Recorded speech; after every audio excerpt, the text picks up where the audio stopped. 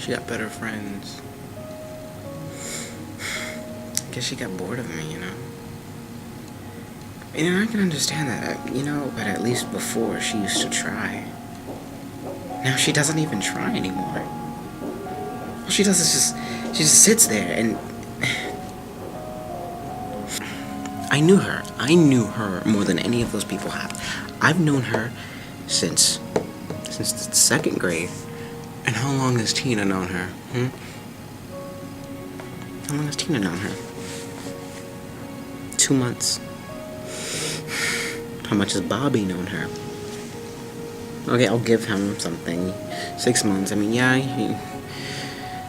he's her boyfriend, but what about me? You know? I don't have feelings for her. I don't. You know, she's my best friend.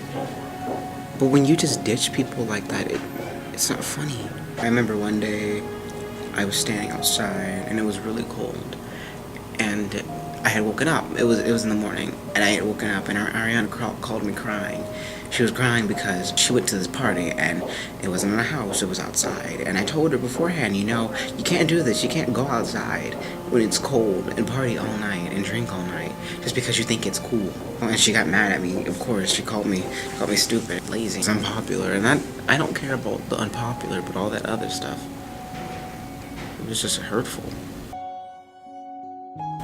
I stood outside and I walked to the place where she said she was. When I get there, well, I have all my pajamas on. You know, it's all cold and chilly and whatnot. My slippers, barely any support, like Ariana. And there she is. She's making out, half naked, on a bale of hay. My friend who had some actual character was naked on a bale of hay. And it makes me so sad. And my head hurts because I keep thinking about her. All I do is care for her. She will pass me in the hallway and I will talk to her. I'll say, "Hi, Ariana." And she just looks at me and she gives me this stare. Like I'm the most disgusting human being in the world. I was the one that was there when she broke her knee. And I was the one that was there when she had her heart broken in 2nd grade. And it hurts to know that your friends are your friends.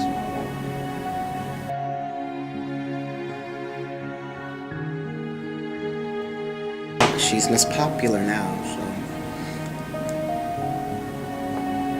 she goes to parties and she goes to parties. She lets hard candy slip down her throat. Yep. And she lets hands slip down her pants. And she let foreign eyes unclothe her.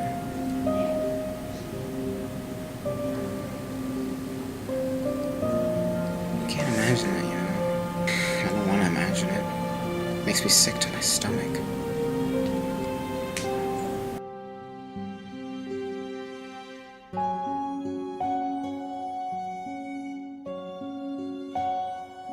So, one day I came home and I told myself I had enough with it. I had enough of the sleepless nights and, you know, not doing anything, just waiting for her constantly. She hadn't been in school for like 3 days, and she acts like she doesn't care anymore. So you know what, I was gonna walk to her house, and it was really cold. I remember it. It was extremely cold.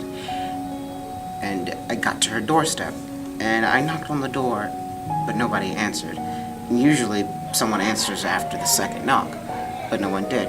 So I knocked some more, and then the door opened. The door wasn't locked at all. We'll do something. And then I walked in, and then her mom was just staring at the wall. And you know how when someone, they sit there, and they just have this vacant look in their eyes.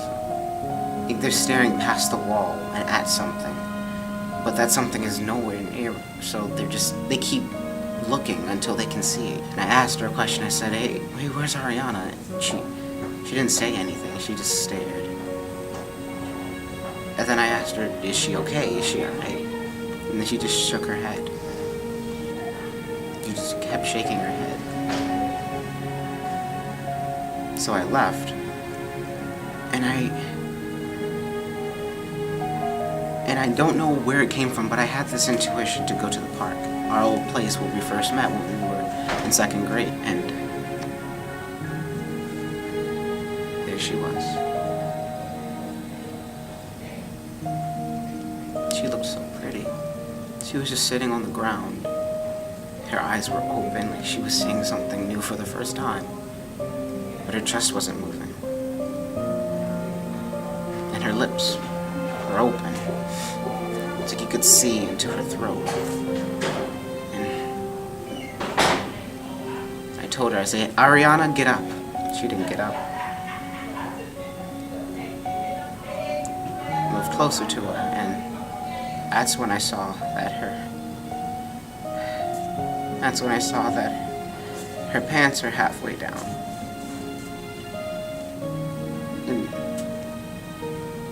And I saw in her hand she had 2 pills. And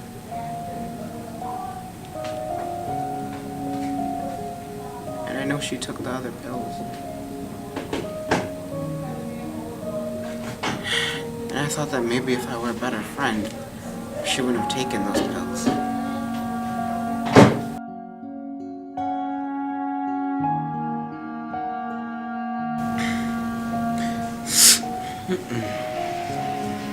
I have this friend. Her name is Ariana Tulliers. I don't know if you've heard of her or anything, but, well, she used to be my friend.